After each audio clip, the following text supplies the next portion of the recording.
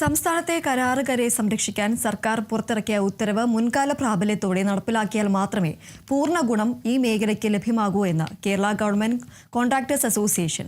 വില വ്യതിയാന വ്യവസ്ഥ ഏപ്രിൽ 1 മുതലാണ് നിലവിൽ വന്നിട്ടുള്ളത്. എന്നാൽ ടാർ ഉൾപ്പെടെയുള്ള സാധനങ്ങളുടെ വില കമ്പോളത്തിൽ സർക്കാർ നിരക്കിനേക്കാൾ ഉയർന്ന സാഹചര്യത്തിൽ പുതിയ ഉത്തരവ് മുൻകാല പ്രാബല്യത്തോടെ മോഡിഫൈ ചെയ്യണമെന്ന് അസോസിയേഷൻ സംസ്ഥാന സെക്രട്ടറി തോമസ് കുട്ടി പറഞ്ഞു. പുതിയ സർക്കാർ അധികാരത്തിലെത്തി, ത്രിതല പഞ്ചായത്തുകളെല്ലാം ഉഷാറായി കഴിഞ്ഞു. പക്ഷെങ്കിൽ കേരളത്തിലെ നിർമ്മാണ മേഖല ഇപ്പോഴും സ്തംഭനാവസ്ഥയിലാണ്. യുദ്ധത്തിൻ്റെ പശ്ചാത്തലത്തിൽ അസംസ്കൃത സാധനങ്ങളും ഇന്ത്യയിലേക്കോ സംസ്ഥാനത്തേക്കോ വരുന്നില്ല.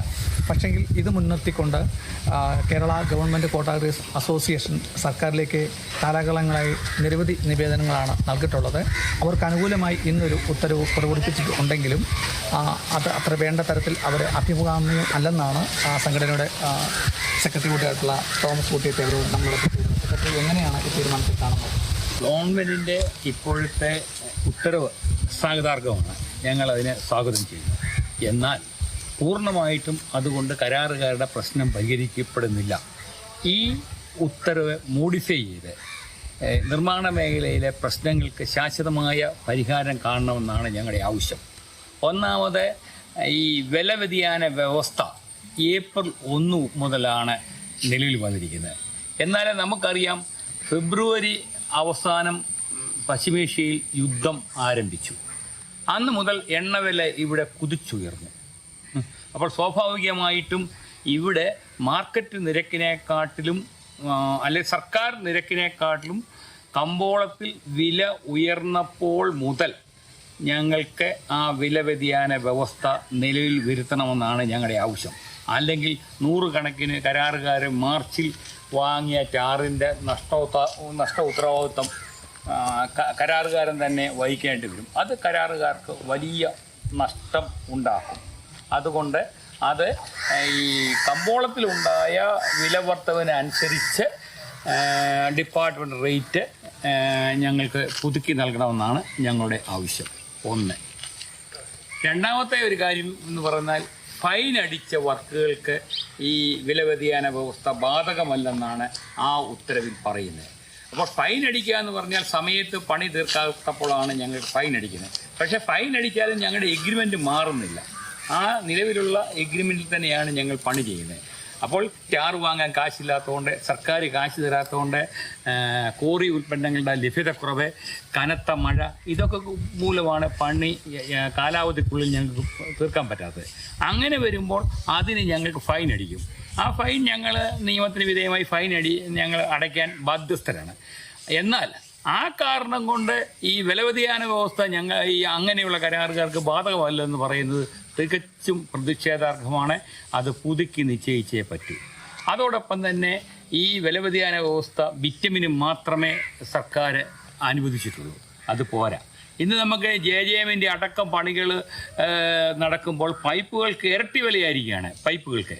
അതുപോലെ മാർക്കറ്റിലെ കമ്പിക്കും ഈ യുദ്ധം കാരണം ഭയങ്കരമായിട്ട് വില വർദ്ധിച്ചിട്ടുണ്ട്. അതോടൊപ്പം തന്നെ കോറി ഉൽപ്പന്നങ്ങൾ, ഇതിനെല്ലാം വലിയ വില വർധനമാണ് ഉണ്ടായിരിക്കുന്നത്. അപ്പോൾ ഞങ്ങൾ ടെൻഡർ വിളിച്ച് എഗ്രിമെൻ്റ് വെച്ച ഡേറ്റിലെ കമ്പോള നിരക്കിനെക്കാട്ടിലും ഈ കമ്പോളത്തിൽ ഈ സാധനങ്ങളുടെ വില വർദ്ധിച്ചാൽ അതിനുള്ള നഷ്ട ഉത്തരവാദിത്വം എഗ്രിമെൻറ്റിൽ ഉൾപ്പെടുത്തണം. വില വ്യതിയാന വ്യവസ്ഥ മാർക്കറ്റിൽ കമ്പോളത്തിലുള്ള എല്ലാ കാര്യങ്ങൾക്കും ഉണ്ടാകുന്ന വിലവർധനയ്ക്ക് വില വ്യതിയാന വ്യവസ്ഥ നടപ്പിലാക്കണമെന്ന് ഞങ്ങൾ ആവശ്യപ്പെടുന്നത്. പുതിയ ബഡ്ജറ്റ് ഇപ്പം അവതരിപ്പിച്ചു കഴിഞ്ഞാൽ അതിൻ്റെ ചർച്ചയൊക്കെ നടക്കുകയാണ്. ആ ബഡ്ജറ്റിന് ബാക്കി ത്രിതല പഞ്ചായത്തുകളിലേക്ക് എത്തും. അപ്പോൾ ഇനി ശബരിമല ഉൾപ്പെടെയുള്ള നിർമ്മാണ റോഡിൻ്റെ ഒക്കെ അറ്റകുറ്റപ്പണികളൊക്കെ എങ്ങനെയാണ്? ഈ ബഹിഷ്കരിക്കുമോ അതോ ആ പണികൾ ഏറ്റെടുക്കാതെ നിൽക്കുമോ? അതായത് ഇപ്പം ടാറിന് തന്നെ പുതിയ വർക്കുകളെ സംബന്ധിച്ച് പറയുമ്പോൾ അത് ഞങ്ങൾക്ക് ആ നിരക്ക് ഇത് ഓർഡർ ആയെങ്കിലും അത് എങ്ങനെയാണ് അതിൻ്റെ മറ്റ് വിശദമായ വിവരങ്ങൾ ഞങ്ങൾക്ക് ലഭ്യമായിട്ടില്ല. ഗവൺമെൻറ് ഓർഡർ മാത്രമേ ഇറങ്ങിയിട്ടുള്ളൂ. അതിൻ്റെ അകത്ത് ഒത്തിരിയേറെ അപാകതകളുണ്ട്. അപാകതകൾ പരിഹരിക്കപ്പെടണമെന്ന് ഞങ്ങൾ ആവശ്യപ്പെട്ടിട്ടുണ്ട്. പിന്നെ ഞങ്ങളുടെ ഒരു സംഘടനയും സമരാഹ്വാനം ചെയ്യത്തില്ല. ആരും അറിഞ്ഞുകൊണ്ട് ട്രെയിനിന് മുമ്പിൽ തല വെക്കത്തുമില്ല. അപ്പോൾ അത് പഠിച്ച് അതിനെക്കുറിച്ച് പറയാൻ പറ്റത്തുള്ളൂ. ഈ കാർഷിക ഉൽപ്പന്നങ്ങൾക്കൊക്കെ ഇപ്പോൾ ഗവൺമെൻറ് സബ്സിഡി നിരക്കിലൊക്കെ വായ്പ അനുവദിക്കുന്നുണ്ട്. നിങ്ങളിപ്പോൾ ഇതുപോലെ തന്നെ സ്വകാര്യ സ്ഥാപനങ്ങളിലും അല്ലെങ്കിൽ തന്നെ സഹകരണ മേഖലയിലും ഒക്കെ വായ്പ എടുത്തിട്ടായിരിക്കുമല്ലോ ഈ ബിസിനസ് മുന്നോട്ട് കൊണ്ടുപോകുന്നത്. അപ്പോൾ പല കോൺട്രാക്ടർമാരും ആത്മഹത്യയുടെ വക്കിലായിരിക്കുമല്ലോ. എങ്ങനെയാണ് സംഘടനയെ നോക്കി കാണുന്നത്? ഇതിനെ കാണുന്നത് പറഞ്ഞു കഴിഞ്ഞാൽ, ഒന്ന്, ഈ കാർഷിക മേഖല കഴിഞ്ഞാൽ ഇന്ന് പഴയ കാലത്ത് നിർമ്മാണ മേഖലയാണ് ഏറ്റവും കൂടുതൽ തൊഴിലാളികൾക്ക് പണി കൊടുക്കുന്നത്. എന്നാൽ ഇപ്പോൾ കാർഷിക മേഖലയിൽ ആരും കാശ് മുടക്കുന്നില്ല. കാർഷിക മേഖല മൊത്തം നഷ്ടത്തിലാണ്. ഇപ്പോൾ നിർമ്മാണ മേഖലയിലാണ് കൂടുതൽ തൊഴിലവസരങ്ങൾ ഇന്ന് കേരളത്തിലുള്ളത്. അപ്പോൾ തീർച്ചയായിട്ടും ഈ നിർമ്മാണ മേഖലയെ പ്രോത്സാഹിപ്പിച്ച് ഇവിടുത്തെ സന്തോഷികളായ കരാറുകാരെ സംരക്ഷിക്കേണ്ട ബാധ്യത ഗവൺമെൻറ്റിനുണ്ട്. അപ്പോൾ തീർച്ചയായിട്ടും ഈ അഗ്രികൾച്ചർ ലോൺ എന്നതുപോലെ തന്നെ കൺസെഷൻ ലോൺ അനുവദിക്കുകയും അതിന് സബ്സിഡി നിരക്കി അത് ലഭ്യമാക്കാനുള്ള നടപടി ഗവൺമെൻറ് ഭാഗത്തുണ്ടാക്കി ഈ കൺസെഷൻ മേഖലയെ രക്ഷിക്കണം എന്നാണ് എനിക്ക് പറയാനുള്ളത്. Kerala vision news, Pathanamthitta.